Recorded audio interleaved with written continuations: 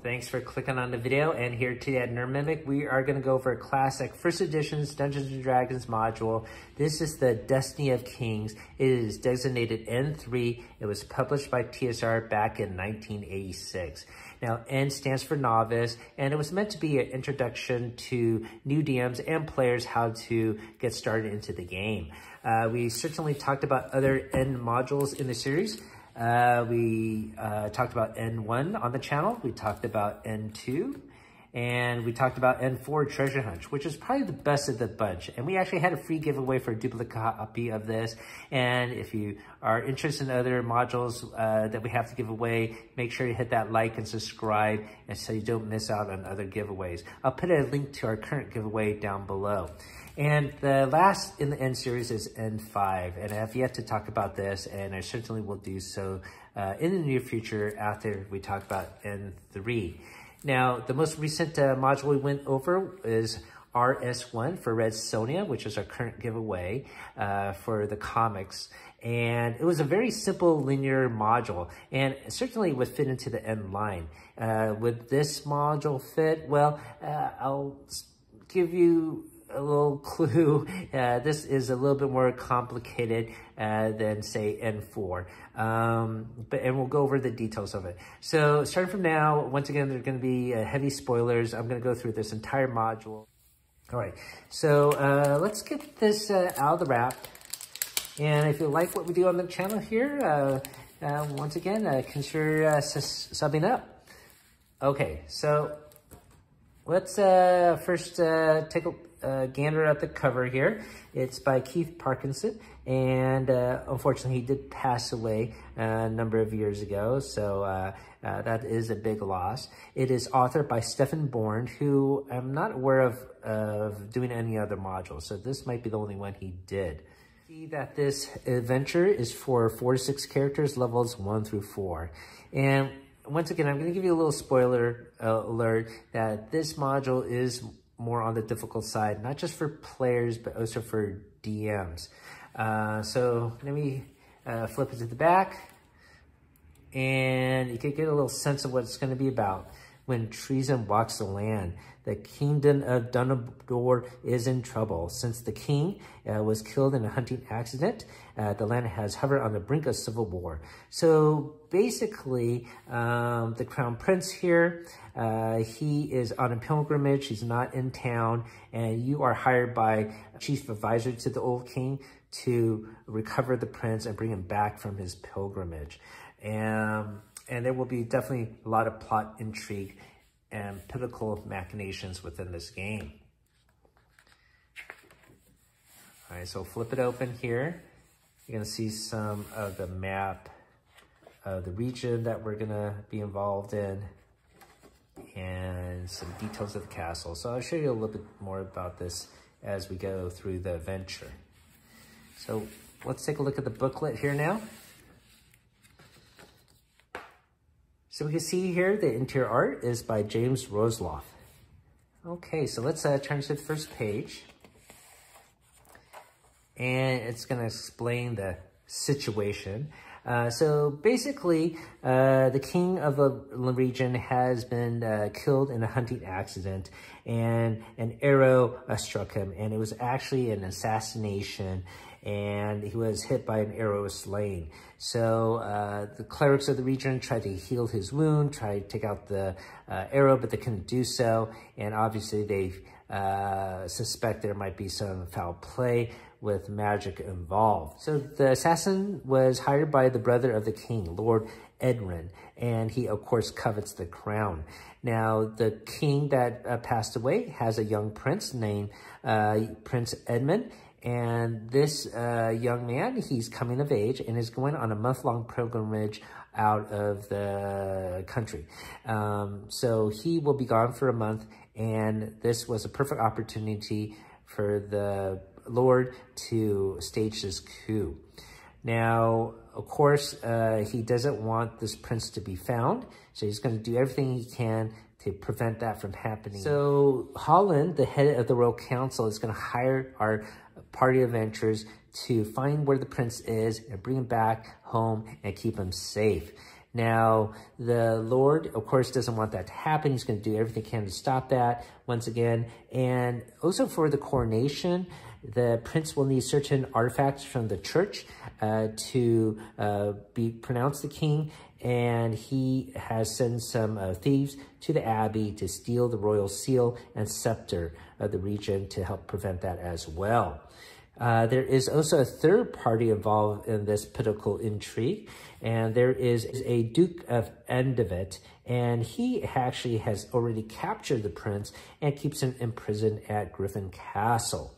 So it's pretty cool that there is a quick little synopsis of everything we discussed. It's more fleshed out here, and you got a little glossary of terms, names, and places here that makes it really easy for the Dungeon Master. Especially when there is all this political intrigue. Certainly, I think this is more complicated than something that you should introduce for a novel level Dungeon Master. Same thing with a mystery that was involved in one of the earlier end modules as well. It's a little bit more complicated. I think it should have been more straightforward. That being said, this is a cool adventure. Maybe it would have a better place in a different line, such as I series for intermediate, but it's not a bad adventure by any means. It's just I don't think belongs in the end series. So let's continue.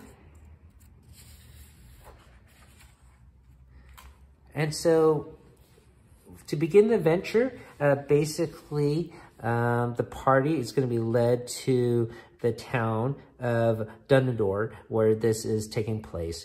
And they are going to receive a letter instructing them to meet at the Three Feathers Inn.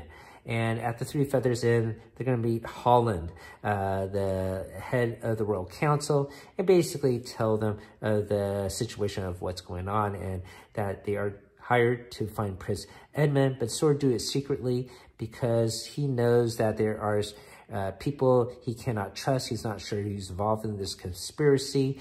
And so that's why he wants a third party, the party that you are going to be in, to find the prince. And he says when you try to find the prince, try to do it secretly if you can, because if you announce your intentions, well, he, once again, doesn't know who you can trust. He's not sure who's involved in this wide conspiracy. However, he mentions there are two individuals you can trust. The first being the patriarch of the abbey, and the second being Rolf, the innkeeper here at Three Feathers. He gives the players 200 gold pieces to start off with, and a map, and shows where the prince is supposed to be. And he recommends that you start off with the castle at Montanel, which is the capital of Evandar, and that's where the Duke resides. So to give you an overview of what we're talking about, the players are going to start at Three Feathers Inn. The castle here is at Montanel, and we have the abbey off here to the side. When the player characters go through this entire land, of course, they might encounter some wandering monsters. And this brings up to a second problem with this module. These encounters are very difficult, I think, for level 1 through 4 characters, and for only 4 to 6 characters each. And so on the road, you can encounter 20 brigands, 15 bandits, 10 berserkers, 10 goblins, probably not too bad, but 3 jackal wares. And off the road, it's even harder. You got 25 brigands, 20 gnolls, 15 wild dogs, and 20 hobgoblins. I think that's a lot of combat, and a large number of them. I think that would involve overwhelm a party of level 1 adventurers that you're just trying to introduce in the game. I mean, I think they just wiped out instantly rolling one of these encounters. So anyways, as a dungeon master, of course, you can tailor things to your needs. But if you're just trying to learn the game for the first time and take it literally for what it's worth, I don't think your players are going to be happy, or the DM's going to be happy to have the adventure cut short. Moving on. So to enter the castle for the first time, they will be stopped at the gate by the sergeant at arms there. He will ask them a couple questions, and if they give a simple answer that's reasonable, like visiting a relative there or whatnot, they will be able to allow it to go through. However, they will need to sign the register. Now, if the players are smart enough, they may look at that list registered, and they will see that the prince entered 10 days previously, and then he also left the following morning. And the next entry after that is an individual Kirkroy, which is sort of a clue, as he is the right-hand man of the Duke. Player characters will have other opportunities to obtain the same information with run into this NPC beggar. And he basically, for a few coins, will state that he saw the prince enter town, and he was a nice guy, and he left town soon afterwards. He also can volunteer some additional information in the fact that he saw a monk coming to town recently, and he had an arrow in his back riding into town. So that's going to foretell what is going on with the abbey. Now, the castle itself is very fleshed out here.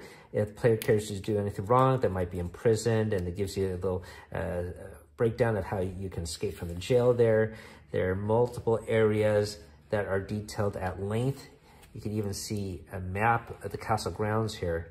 But it's a lot of information, and I don't know if your player characters are actually going to search this entire castle from the prince when they will find out the prince, once again, entered town and left town. There is no evidence or clue that states that the prince is actually within the town itself. Perhaps the player characters might search this area to see if the Duke is involved in the conspiracy. Once again, he's not directly involved in the assassination.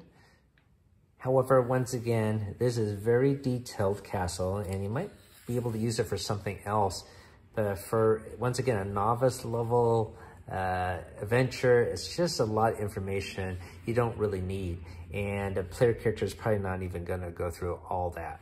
So the next area of interest is the Abbey, and it has, of course, been attacked. We sort of knew this from the beggar, as he mentioned, a rider that looked like a monk right into town recently. But also we knew that the Lord wants to obtain the scepter and the seal to prevent the coronation of the prince. We have a map of the Abbey on the next page. So the player characters will, of course, find that the patriarch of this abbey is dead. His name is William Manot. And there's actually a thief in this area. His name is Menlo. And this thief is actually an agent of the Duke.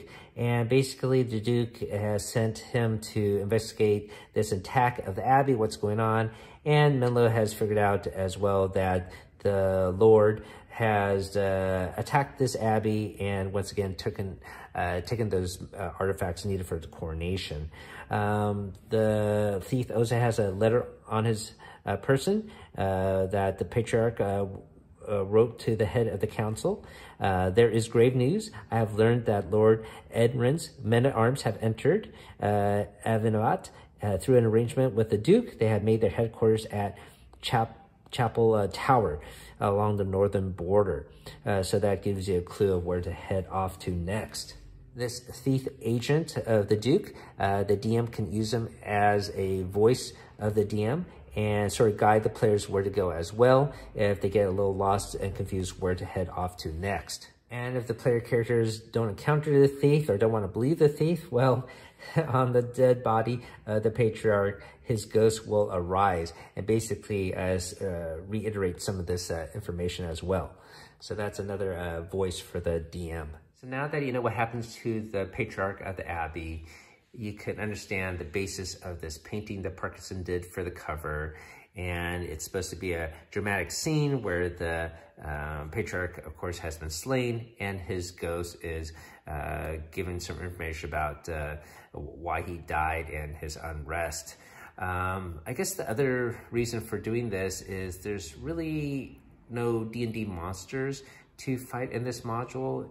Everyone's basically human. The only monsters really you might encounter are on wandering random encounters, but everyone that works in the castle or in the tower that you'll see, they're all human. Yeah, there's not many creatures at all. So I guess he couldn't pick any other subject matter to draw. I guess maybe he could have shown the king being slain by arrow slain or something like that. but this is what he chose. Yeah, I don't think it's the greatest artwork, unfortunately, for a module, but once again, his subject matter was sort of limiting. So that lends to the third problem of this module. You know, if you're trying to use this as a novice module to introduce players to, this plays more like a medieval historical piece with all the political intrigue, and it doesn't strike me as a D&D adventure. There's certainly no real dungeon in this game, and once again, you're just talking to other human player characters, and yeah, it's a little bit boring that way. And this ghost, even, you can't even fight him. You know, it's just a spirit that says, just parts some information, but yeah, you can't even fight this ghost. All right, so that's pretty much the Abbey. We'll go on to the next section here. So let's reference the map here again. Here's the castle. They head off to the Abbey here, and they know they need to go to the chapel tower, which is off to the corner here. So most likely they're gonna go through and be recommended by the thief player character to go through the forest as a shortcut, and they might end up at the Drake and Castle Inn, and then to the tower itself. So that's what we have here, the Dark Word as well as the Drake and Castle Inn. Once again, they're going to be wandering monsters again. This is a little bit more reasonable, I suppose. 10 skeletons, 3 wraiths, 8 zombies. Certainly not a band of 20 plus foe. A little side adventure here in the middle of the forest. There's a tree trunk where there's a resting place of a growing spirit, and it's the entity of an undead spirit of a female elf. So there's a mini little adventure there. And then, of course, you're going to reach the inn.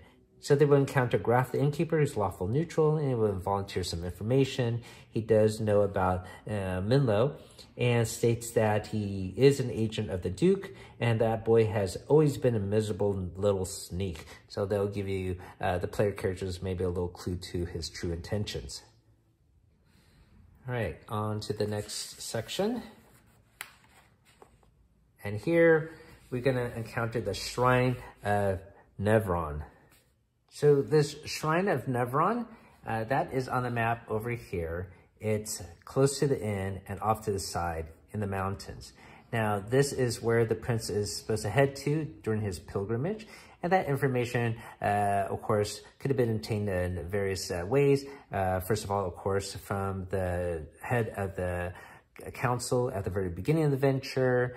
Even just the innkeeper here at the castle states that he saw a group of riders head off north in this direction, but more towards the town, not to the Nevron, as he states that he saw a large band of riders head off towards the tower. He did not see anyone that matches the prince's description heading off to the shrine.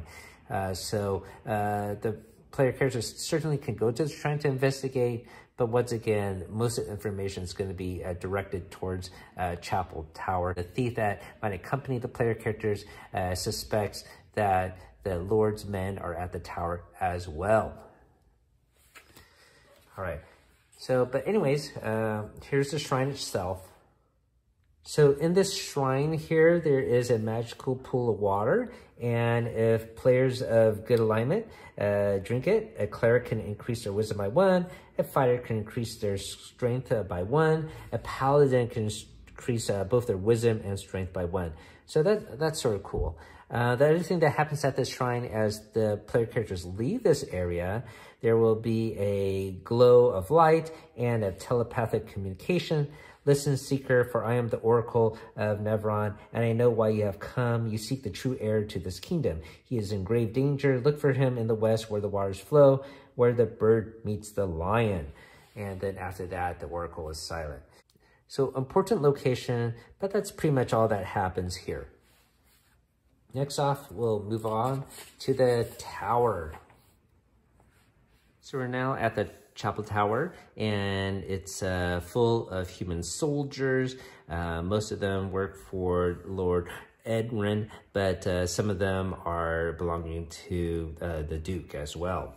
There is a dungeon level, but it's an actual real medieval dungeon. That is, it is a jail, so it's not a dungeon to explore. So it denotes level 1 here, which is on the map. We got a level 2 and a level 3, and once again, the dungeon is just a simple jail. So really small. You're gonna encounter the captain of the guard here. It will be a difficult fight for your player characters on level 2, and on level 3 is the actual assassin that shot the arrow, and he would be even a harder encounter for your player characters. And he has multiple magic items to use to his ability, including a ring of invisibility. The other thing of note in this assassin's chamber, if they're able to neutralize the assassin and mitigate the traps that he has laid out in the room and open up a trap chest, they will find the royal seal and scepter of Dunador. So once again, these 2 items are needed to institute the coronation of the prince, and this is one of the mission goals. They will, of course, be able to infer that the Lord had some dealing with this because it is Lord Edwin's tower. Now, if your player characters search this entire tower, they will not find the prince. There's actually no information I can see here that points to where he would be, unless I missed a sentence somewhere. The other thing is, because Prince is not in this tower, maybe the player characters will assume that they have to search further north, but it's a little difficult to assume that because, once again, if you go back to this map here, the tower is here, and there is no actual description of other things further north. However, in the module, there is this Barbarian's Bridge, which is going to be this location here, and there is a castle further north, but it's actually not depicted on this map. So I think that's a little lacking. I wish they did that. It would make sense for just you as a DM or as a player character that there are other things to be aware of and maybe head off to.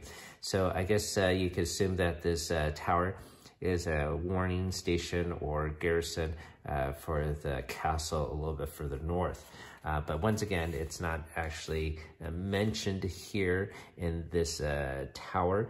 And so as a DM, you might have to institute a little creativity, like maybe a little note here in the captain's chamber, or maybe a note in the assassin's chamber, sort of hinting them to go to the castle. All right, so once again, there is a bridge that the player characters will need to cross that river. And on this bridge, they will encounter Kirkroy. Once again, he's going to be the right-hand man of the Duke. So basically, Kirkroy is guarding this bridge, and he will not let the player characters pass. He will insist on a joust if they want to pass, and saying if you win the joust, he will let you pass, but he will not honor that agreement at all. There's some interesting rules in running a joust here.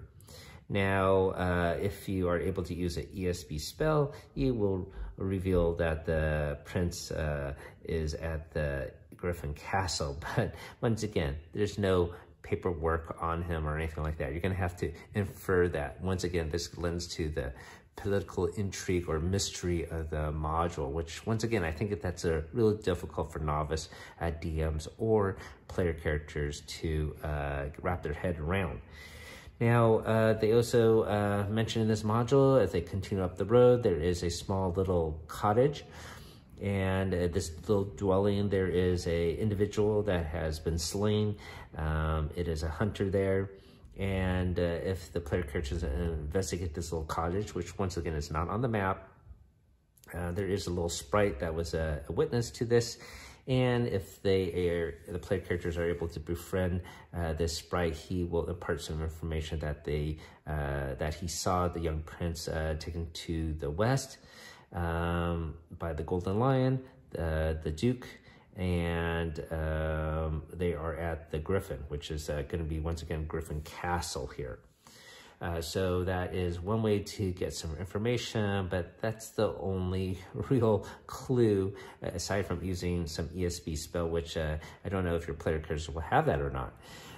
Okay, so now that we're at Griffin Castle here, once again, it's going to be a whole bunch of human guards here. And this Kirkroy encounter, by the way, he's accompanied by multiple champions and companions. So this would be a tough battle on the bridge. Once again, I think the combat here is quite hard and quite heavy. So the Griffin Castle will be the last map section here. You got the ground level here and the upper level, and it's going to be garrisoned with 20 human soldiers. And you can see their stats here down below. So if the player characters try to enter the castle, they're going to find it difficult to do so.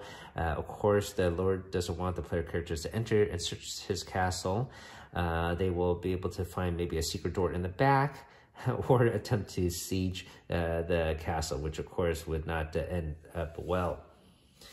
There's some descriptions of some rooms here. The next page here has other rooms to fill out the architecture of the castle. Of note is the captain's office, and the captain actually is a dwarf. So this is the only non-human character in the game, I believe. Now, this dwarf doesn't have anything on him saying where the prince is necessarily, but in his office there is a small jail, and they will find 4 dead men in there, and they belong to the prince's entourage. In the upper level of the castle, they will find the Duke's sanctuary here.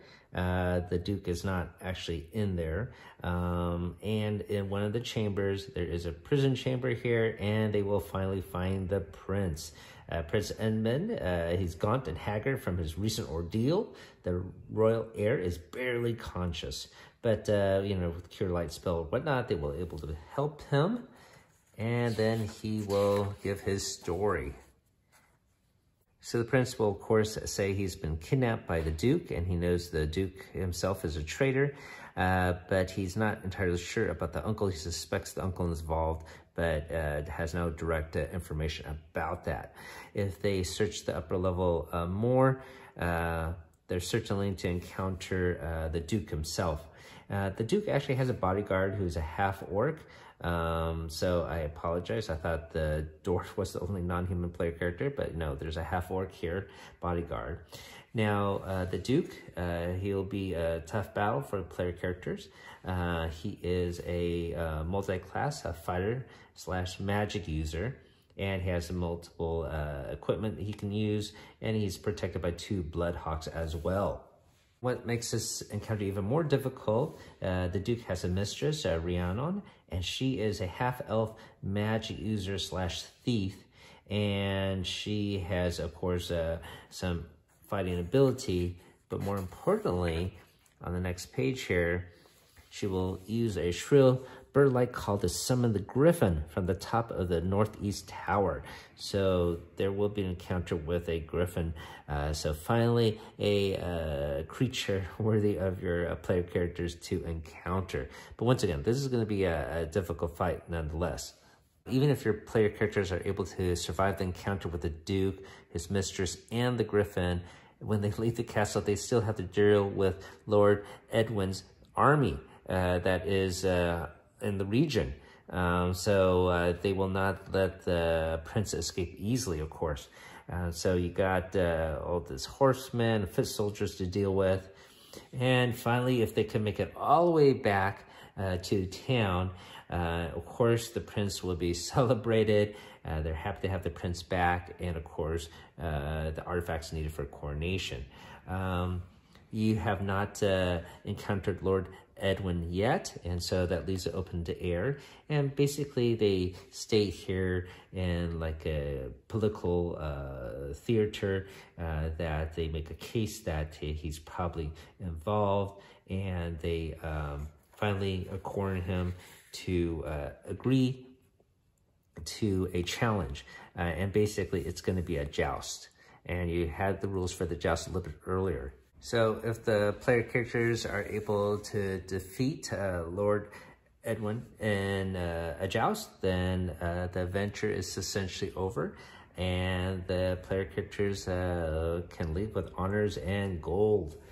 So that is pretty much the adventure itself. I don't know what you think. So once again, the cover here, I guess it's a important plot piece, but I probably prefer a picture or painting of the Griffin battle or something of that nature.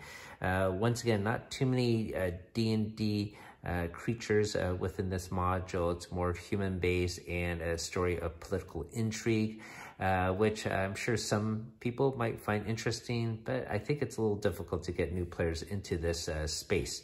That being said, I think it's okay adventure. It's not the greatest, certainly, but it's not the worst either. So thank you for listening to this review of Destiny of Kings N3. We'll go over N5 in the future. Thanks for watching, everybody. Have a great day. Keep on adventuring out there.